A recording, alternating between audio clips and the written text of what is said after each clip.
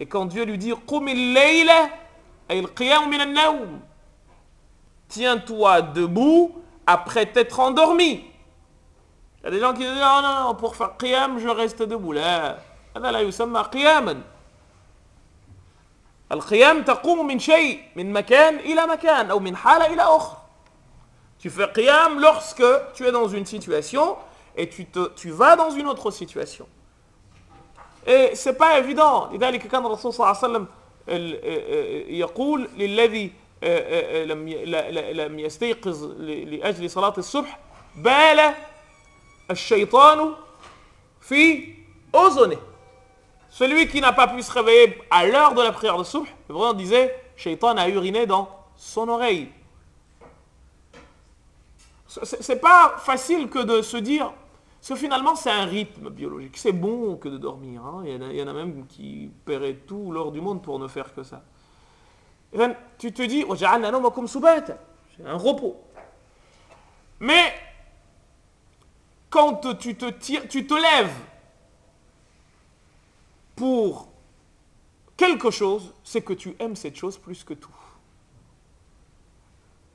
Moi, je vois des gens qui se réveillent à 4 heures du matin pour promener un chien. Mais ils ne sont pas capables de se réveiller à 4 heures du matin pour adorer le Créateur à la fois du chien et de leur propre personne. Sulayman alayhi Daoud disait, d'après un propos recueilli de Abu Huraira, j'ai lu dans un tout petit livre d'un cheikh qui s'appelait Cheikh Rajab Deeb, ou Deeb Souri. Il est décédé il y a longtemps. Un propos, non, c'est pas dans le livre de Cheikh Rajab Deeb, c'est un autre un livre qui s'appelle Al-Mustadrif fi kulli fann al-Mustadrif. Où l'auteur disait, enfin rapporte un propos de Daoud alayhi salam recueilli par Abu Huraira radiyallahu anhu arda, où il dit, Dieu a dit, enfin Abu Huraira dit, kallama Allahu Daoud, ou awha Allahu ila Daoud. Dieu a révélé à Daoud et lui a dit, Ya Daoud, ô toi Daoud, kadhaba abdi, mon serviteur ment, idha da'a mahabbati, lorsqu'il prétend m'aimer, alors que si la nuit le couvre, la personne m'oublie. Tu prétends m'aimer, alors que dès lors que la nuit tombe, comme si moi je n'existais pas. لذلك ترون أن الله سبحانه وتعالى كما هو في الحديث القدسي الثابت ويكل الله سبحانه وتعالى dit قسمت صلاتي أو قسمت الصلاة إلى قسمين. J'ai divisé ma prière en deux. قسم لي وقسم لعبدي. Une partie pour moi et une partie pour mon serviteur. فإذا قال عبدي الحمد لله قلت حمدني عبدي. Si mon serviteur dit Alhamdulillah, Dieu dit, au moment où tu dis Alhamdulillah Rabbil Alamin, tu es en train de dire des choses que ton Seigneur est en train de répéter pour ton intérêt. Donc toi, tu es conscient de cela et tu te dis, je me lève car cela est beaucoup plus important que mon sommeil. Inna al-ahda kana mas'oula. Tu as fait une promesse auprès d'Allah que tu allais l'adorer. Donc, sommeil ou pas sommeil, tu te lèves en te rappelant cette promesse et surtout en te rappelant l'amour qui te lie à ton Créateur. Et c'est la raison pour laquelle Dieu dit au sujet de ceux qu'il aime, tatajafa junubuhum 'anil madaji'. Comment dire, les matelas les repoussent, les entrailles se font repousser par les côtes. Là, tu veux t'allonger dans le elle, comme, lève-toi et fais la prière. تمتص المضاجع. Là, c'est plutôt les matelas qui sucent le sang, la reste, c'est un scotch. Parce que les cœurs sont ailleurs. Je vous dis une chose, j'ai jamais utilisé de réveil de ma vie. Et on me demande tout le temps, mais pourquoi tu n'utilises pas de réveil? Je leur dis, parce que quand je veux, je peux.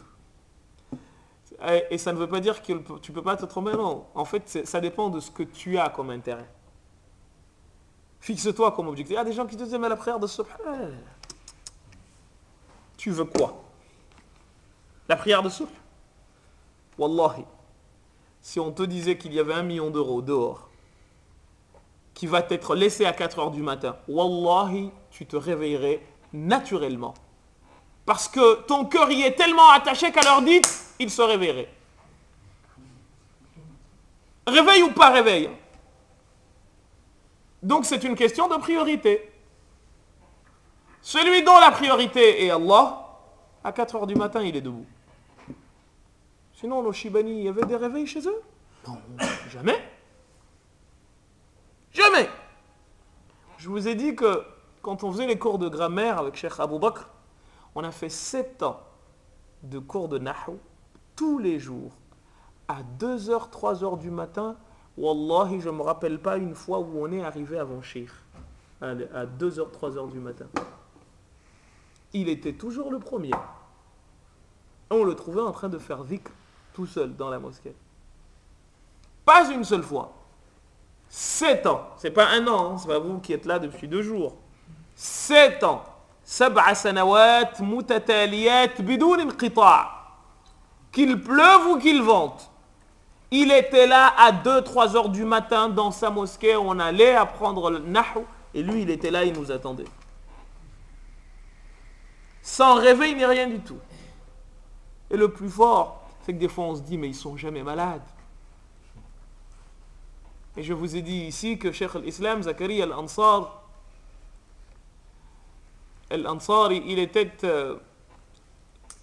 il a atteint 100 ans et des brouettes. Il est arrivé à un moment où en fait, le terme de Cheikh al-Islam lui est valu ou lui a été donné parce que il était tellement âgé que il n'y avait pas en Égypte et dans quasiment tous les pays musulmans un seul élève, enfin un seul savant qui n'était pas soit son élève direct, soit l'élève de ses élèves. Darrasa, man darrasa, man darrasa, man darras. Ajyalan. Il a enseigné des générations.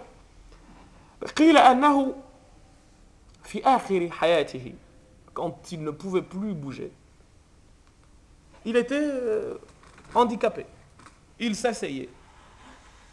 Mais dès que l'heure de la prière sonnait, كان يقوم مباشرة. Il ne pouvait pas bouger du tout. En temps normal, il était handicapé. Mais dès que l'heure de la prière venait, wallah, il devenait fort. كان يصلي بالناس ثم يصبح في حالته. Il se levait, il faisait la prière, il dirigeait la prière devant les gens et il redevenait handicapé après. Mu'jiza. Qu'est-ce qu'il voulait lui? C'était pas business, non. C'est que, en fait, quand ton cœur veut quelque chose, il se surpasse. Il surpasse le cœur. Le cœur, pardon, surpasse le corps. Je vous dis souvent, je vous donne souvent l'exemple des gens que vous voyez même à la télé qui supportent des douleurs mais incroyables. Les fakirs indiens qui ont tellement entraîné leur corps qu'ils peuvent supporter toutes les atrocités du monde. Vous les voyez même, vous en voyez même qui traînent, qui tractent des camions. Vous en avez déjà vu? Des gens qui tractent des camions. Et pourquoi? C'est impossible en temps normal. Mais ils ont entraîné leur corps tellement que, eh bien, qu'est-ce qui se passe? Celui-ci leur est devenu, eh bien, soumis. Ces gens-là étaient dans cette situation.